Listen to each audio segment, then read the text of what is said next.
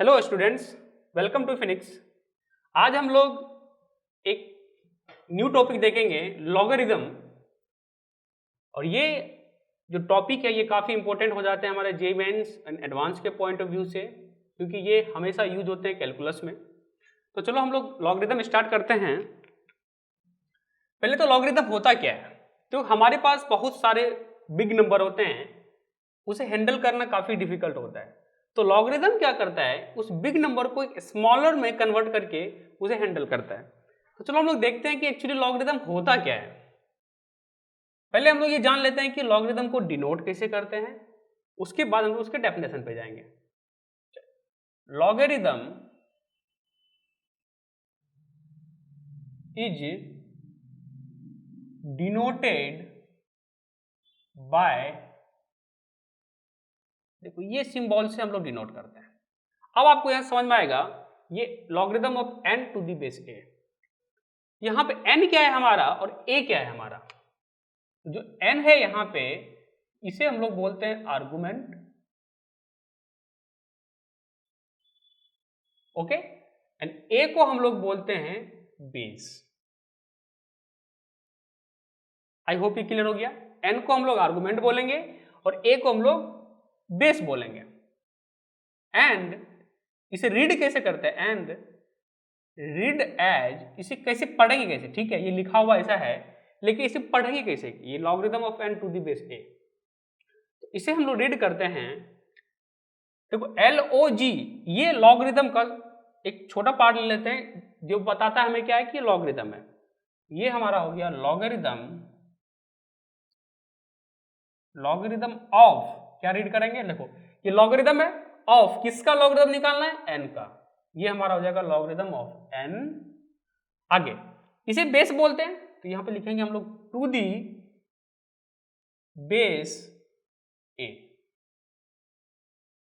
Understood. तो इसे हम लोग इस तरह से पढ़ेंगे। जैसे आप देखो, ये एक एग्जांपल लेता हूं, उससे आपको समझ में आएगा कि मैं क्या बताना चाह रहा हूं। जैसे मान लिया जाए कि हमारे पास दिया है log of 6 to the base 5। इसे कैसे पढ़ेंगे, log of 6 to the base 5, इसे बोलेंगे लॉगरिदम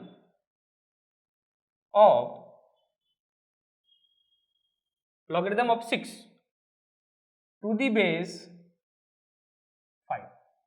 लेकिन कभी कभी क्या होता है, आप लॉगरिदम डिफाइंड है, जैसे पढ़ते के समय पूरा लॉगरिदम नहीं बोलते, उसे हम लोग बोलते हैं लॉग ऑफ, इसे क्या बोलते हैं लॉग, आप ये भी बोल सकते हो log of n to the base a। यहां पे क्या बोलेंगे, इसे हटा भी सकते हो, इसे बोलेंगे हम लोग log of 6 to the base 5। I hope कि ये क्लियर हो गया कि हम लोग किस तरह से इसे प्रोनाउंसिएशन इसे किस तरह से करते हैं और इसे किस तरह से पढ़ते हैं, ये हमने सीख लिया। अब हम लोग आगे बढ़ते हैं, इसे डिफाइन कैसे करते हैं। देखो लॉगरिदम, अगर हमारे पास log of n to the base a दिया है, इसके इक्वल टू x दिया है, ओके। तो पहला बात यहां पे समझेंगे कि ये डिफाइन कब होगा, log of n to the base a is defined as, इसे डिफाइन करेंगे, हमारे पास आर्गुमेंट है एंड बेस है। तो देखो ये मैंने कर्ली ब्रैकेट दिया है, मैं बताऊंगा कि कर्ली ब्रैकेट का क्या मतलब होता है। n को होना चाहिए 0 से ज्यादा, मीन्स जो आर्गुमेंट है उसको 0 से ज्यादा होना चाहिए, एंड बेस को भी 0 से ज्यादा होना चाहिए, और बेस को 1 के इक्वल नहीं होना चाहिए। अगर इतना कंडीशन सेटिस्फाई है तब ये चीज हमारा क्या होगा, डिफाइंड होगा, अदरवाइज ये डिफाइंड नहीं होगा। एंड अभी हम लोग इसकी बात कर रहे हैं, ओके, हम लोग इसकी बात कर रहे हैं। एंड अब ये देखो, इस पे हम लोग क्या करेंगे बच्चों, कि बेस हमारा है, बेस पे जो लॉग के इक्वल में जो चीज रहता है, जो भी चीज रहे, बेस में क्या करो उसको रेज कर दो। तो यहां लिखोगे आप a to the power x equal to n। ये काफी इंपॉर्टेंट हो जाता है। क्लियर हो गया। Log of n to the base is defined as, हमारा बेस जब 0 से ज्यादा हो बेस 0 से ज्यादा हो, आर्गुमेंट भी 0 से ज्यादा हो, लेकिन बेस 1 के इक्वल ना हो, तभी लॉग डिफाइंड होगा। ओके, चलो अब यहां पे हम लोग समझते हैं, एक एग्जांपल से आपको मैं समझाने की कोशिश करता हूं कि मैं क्या बताना चाह रहा हूं। जैसे मान लिया जाए हमें दिया हुआ है log of 6, log of 5 to the base 6। देखो यहां पे n की जगह पे क्या है, यहां पे पहली बात ये लिखो कि n की जगह पे आपका क्या है 5 है, n मेरा बेस है, और a की जगह पे क्या है हमारा a, देखो a की जगह पे क्या है हमारा 6 है, यहां से पता चल गया। लेकिन n को क्या बोलते हैं, ये बात भी आपको पता है, n को हम लोग बोलते हैं आर्गुमेंट, और a को हम बोलते हैं बेस। बस ये सिंपल चीज इंफॉर्मेशन है जो हमने यहाँ पे बताया है, उसी को यहाँ पे मैंने फिर से एग्जांपल लेके समझाने की कोशिश किया है कि आपको समझ में आए कि कब बेस, क्या बेस होता है, क्या आर्गुमेंट होता है। अब देखो डिफाइन कब होगा ये, इसको डिफाइन होने के लिए n को 0 से ज्यादा होना पड़ेगा, n को 0 से ज्यादा, n की जगह पे क्या है 5, तो 5 0 से ज्यादा, और हमारा बेस भी 0 से ज्यादा, 6 है, ये 0 से ज्यादा। देखो a की जगह पे 6 है, 0 से ज्यादा। उसके बाद देखते हैं a is not equal to 1, a की जगह पे क्या है 6 इज नॉट इक्वल टू 1। अब मैं इसे समझते हैं। देखो अब ये बताओ कि 5 जो है हमारा 5 0 से ज्यादा है, सही बात है, 6 0 से ज्यादा है, ये भी सही बात है, 6 1 के इक्वल है, बिल्कुल नहीं है, ये भी सही बात है। इस कर्ली ब्रैकेट का मतलब होता है अगर सारा कंडीशन सब सेटिस्फाई किया तभी पूरा सेटिस्फाई होगा।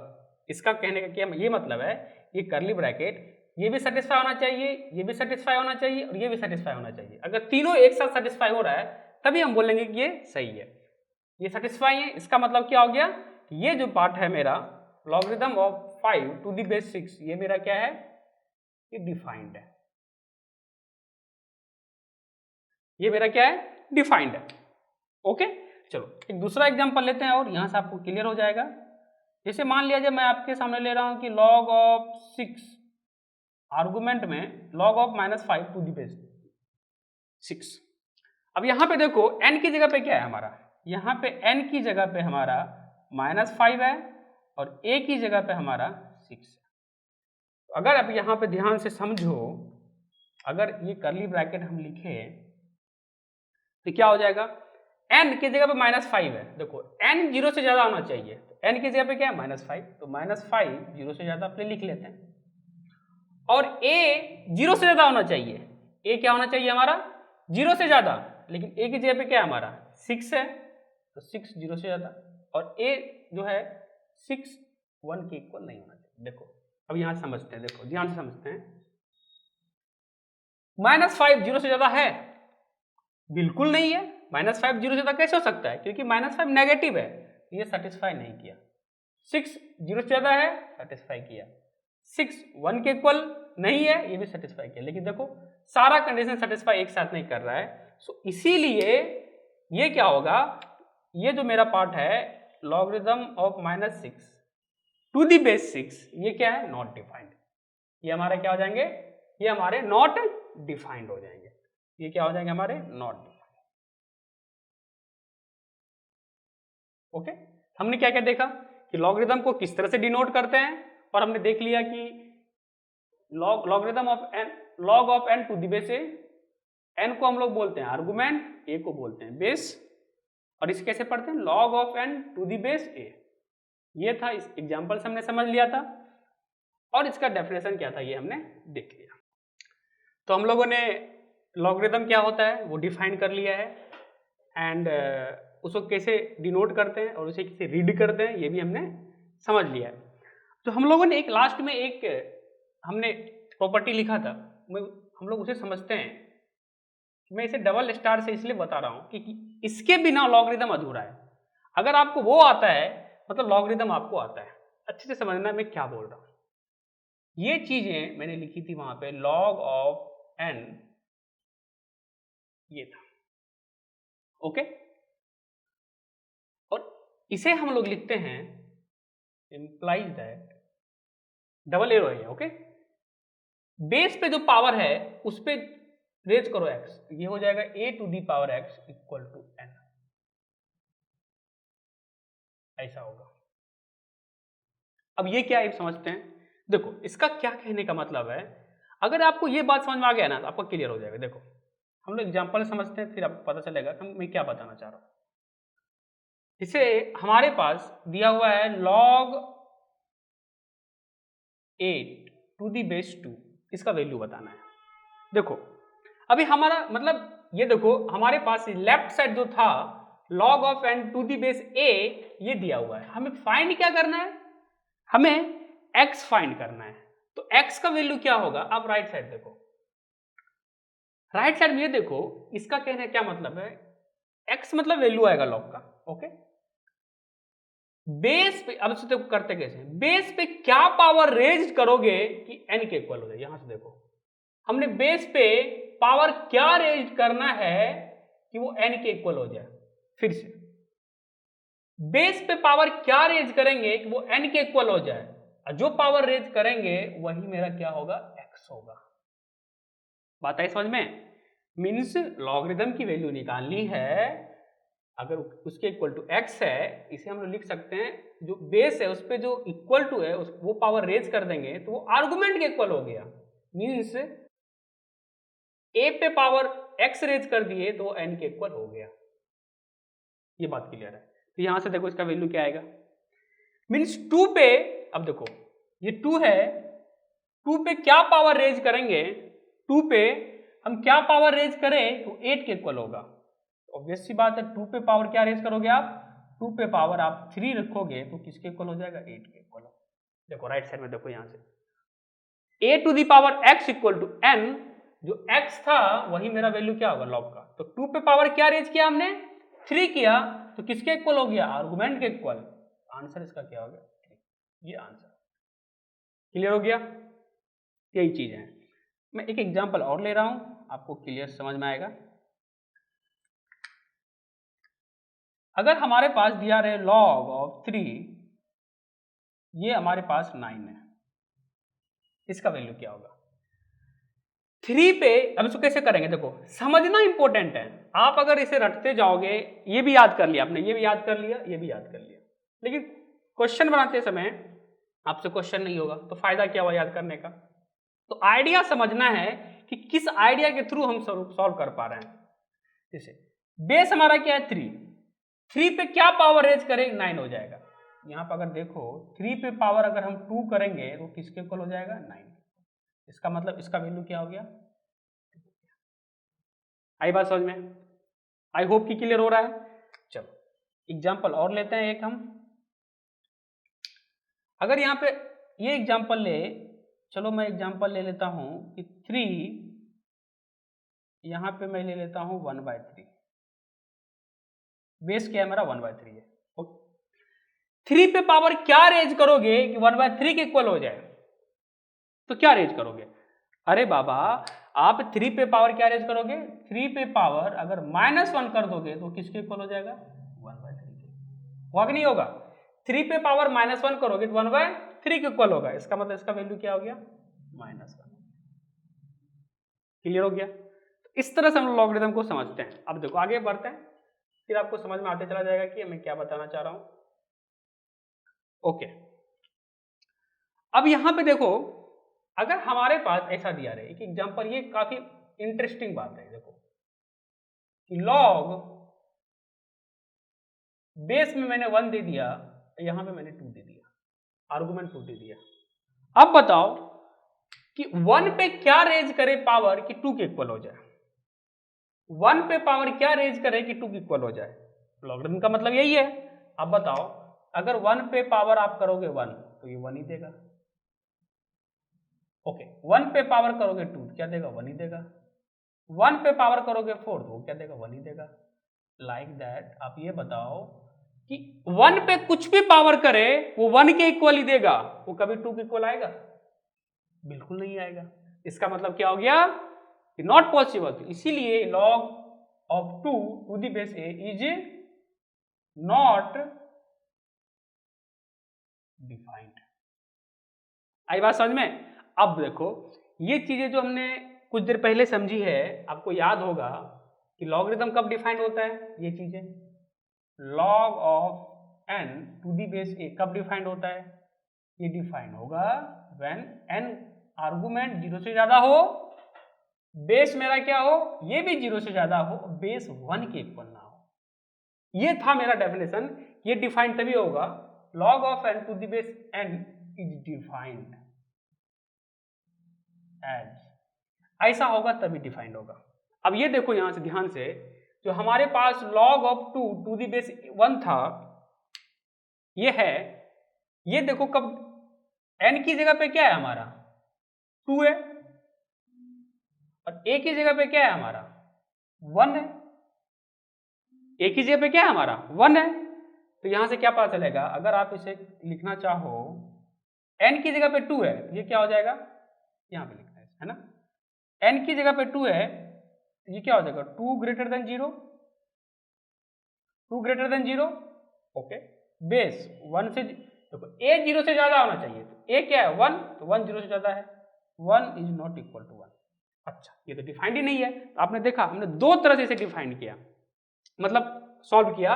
एक जो एक्चुअल डेफिनेशन था उससे हमने क्या देखा कि बेस पे पावर क्या रेज करे वो आर्गुमेंट के इक्वल दे, तो 1 था, 1 पे पावर हम क्या रेज करें 2 के इक्वल देगा, कोई भी पावर रेज करो, 1 पे कोई भी पावर रेज करेंगे, 1 पे कोई भी पावर रेज करेंगे तो 1 ही देगा, इसलिए वो डिफाइन नहीं हुआ, क्योंकि कोई वैल्यू हो ही नहीं सकता, 1 कोई वैल्यू नहीं हो सकता, इसीलिए यहां से नॉट डिफाइंड आया, और इस तरह से भी मेरा नॉट डिफाइंड आया। आई होप ये क्लियर हो गया, ओके। तो हम लोगों ने अभी कुछ एग्जांपल देखे। अब देखो ये चीजें इंपॉर्टेंट है, इससे भी हम लोग और इसको समझेंगे अच्छे से, इसका क्या क्या मीनिंग हो सकता है, ओके। चलो कुछ एग्जांपल और ले लेते हैं हम लोग। एक एग्जांपल लेते हैं, log of 5 to the base 5, okay. यहां से देखो इसका क्या मतलब है, इसका मीनिंग ये है कि बेस पे क्या पावर रेज करे कि आर्गुमेंट के इक्वल हो जाए। हमारे पास 5 है, 5, इसका मतलब क्या हो गया कि 5 पे क्या पावर रेज करोगे तो हो जाएगा 5, ऑब्वियस सी बात है 1। कैसे, देखो 5 पे पावर 1 करोगे तो क्या होगा, ध्यान से समझो, यहाँ पे 5 पे पावर 1 करेंगे तो क्या होगा 5 के इक्वल, ओके, सो सिंपल, इस तरह समझो। अब देखो दूसरा, देखो एग्जांपल लेते हैं। अगर हमारे पास है log 10 टू दी बेस 10, ये भी समझते, देखो 10 पे क्या पावर रेज करे कि 10 के इक्वल दे दे, क्या होगा 10 पे क्या पावर रेज करे 10 के इक्वल देगा 1, क्यों, क्योंकि 10 पे पावर अगर 1 करोगे तभी तो वो 10 देगा। तो इससे क्या कंक्लूजन पता चला हमें, इससे एक चीज पता चला, अगर मैं इसे स्टार से दिखाऊं, ये देखो 3 स्टार से, ये काफी इंपॉर्टेंट होगा प्रॉब्लम सॉल्विंग में। अगर हमारा आर्गुमेंट बेस सेम है तो वैल्यू 1 आ रहा है, देखो ये आर्गुमेंट ये बेस सेम है तो वैल्यू क्या आ रहा है 1 आ रहा है। इससे क्या पता चला, एक प्रॉपर्टी आ गया हमारे पास कि log of a to the base a equal to क्या आएगा 1 आएगा।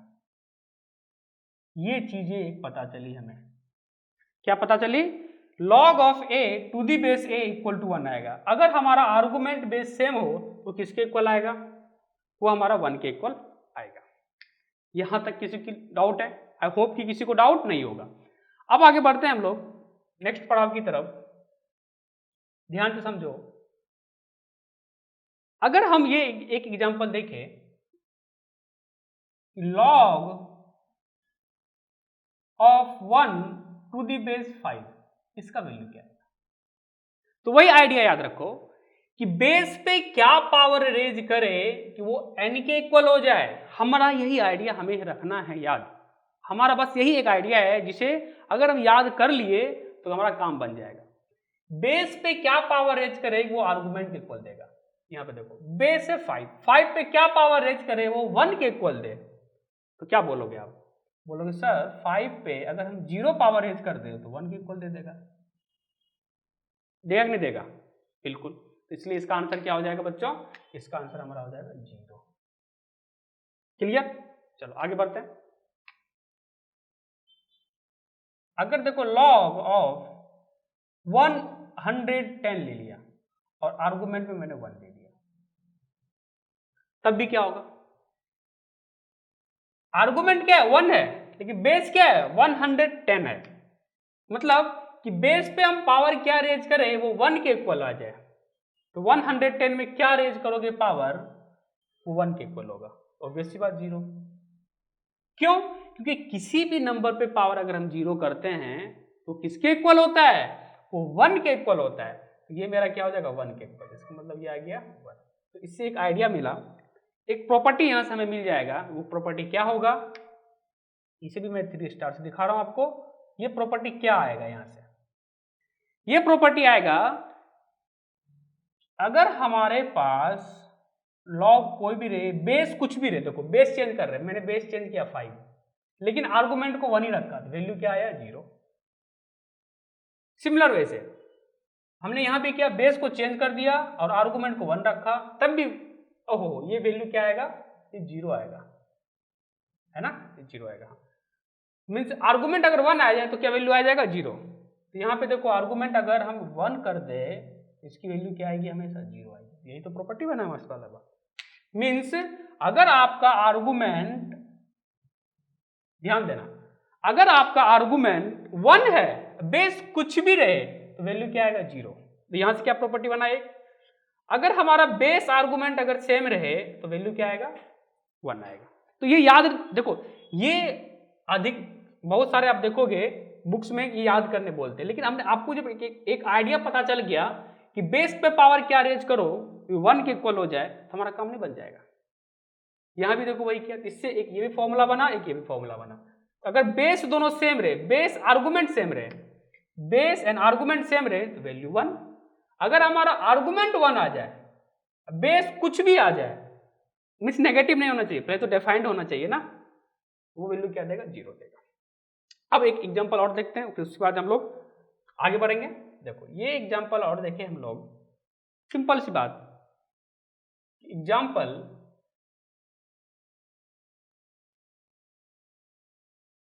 अगर हम ये एग्जांपल देखें कि log ऑफ 5, ये मेरा 1/5 है, 1/5, तो क्या वैल्यू आएगा? आप एक बार बताओ, 5 पे पावर क्या रेज करो कि 1/5 आएगा? तो कोई भी बोलेगा सर ऐसा है कि 5 का रेसिप्रोकल है आर्गुमेंट में, इसका मतलब पावर तो -1 ही करेंगे तभी तो 1/5 आएगा। It means what? आंसर क्या आ गया? -1। सिंपल। ओके, दूसरी बात और दूसरा एग्जांपल लेते हैं। अगर हम ऐसा करें कि log ऑफ बेस 1/6 और आर्गुमेंट 6, तो तब देखो कि 1/6 पे 1/6 पे क्या पावर रेज करे वो 6 के इक्वल आ जाए, तो क्या करोगे? यहाँ पे ऑब्वियस सी बात है, रेसिप्रोकल एक दूसरे का है, तो 1/6 पे पावर अगर -1 करोगे तो किसके इक्वल आएगा? वो 6 के इक्वल आएगा। इसका मतलब क्या हो गया? जो पावर रेज करेंगे वही आंसर होगा। इसका मतलब आंसर क्या हो गया? इसका आंसर आ जाएगा -1। तो यहां से मेरा कंक्लूजन क्या निकला? यहां से कंक्लूजन और ड्रॉ कर सकते हैं हम।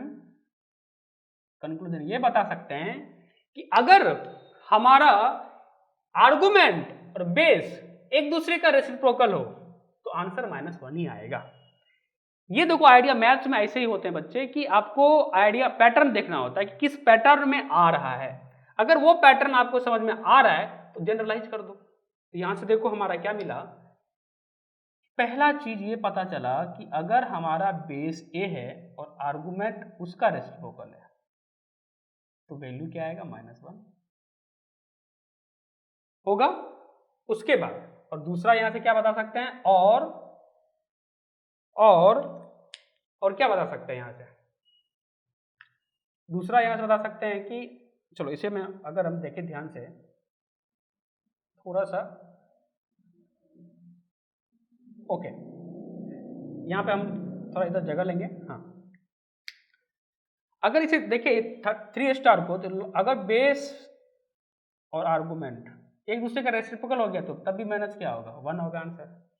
और क्या हो सकता है? और चलो ठीक है भाई, आपने आर्गुमेंट को उसका रेसिप्रोकल किया। अब हो सकता है कि आपने यहाँ 1/a किया और यहाँ पे a डाल दिया, तो वैल्यू क्या आएगा, यहाँ से -1 आएगा।